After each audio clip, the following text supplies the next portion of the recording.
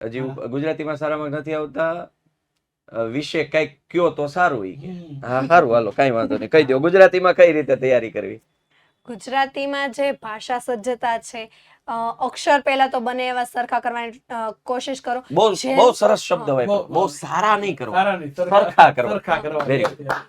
પછી gel pen જેવી pen નો ઉપયોગ ન કરો બહુ ઘાટી પછી રેડાતી હોય કારણ કે ઘણીવાર કેવું હોય આપણે શ કરીએ તો શ નું જે મીંડું છે ને તેમાં રેડાઈ જાય એટલે એનો માર્ક્સ કપાઈ શકે છે. પેન એકદમ રા થઈ જાય શ નું રા થઈ જાય અને પેન તો એકદમ સરસ યુઝ કરવી તમે લખો અને પછી આમ ઘસાઈ જાય તો જે લીટા પડે એવી પેન બિલકુલ યુઝ ન કરો. ગુજરાતીમાં જે જોડણી છે તેમાં ખાસ ધ્યાન આપો અને છેકછાક તો બિલકુલ કરવાની જ નહીં બને ત્યાં સુધી પ્રેક્ટિસ જ પાડી દો કે છેકછાક થાય જ નહીં. અને વ્યાકરણ કેવું છે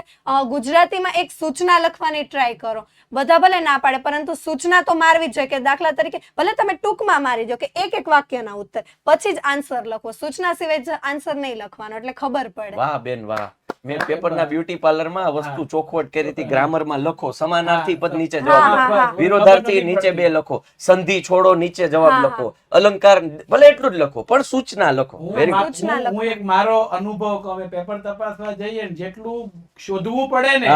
એટલો અમને કંટાળો આવે એટલો કંટાળો આવે ન્યા પછી ઉતરે છે લગભગ 10 માંથી 9 શિક્ષકોને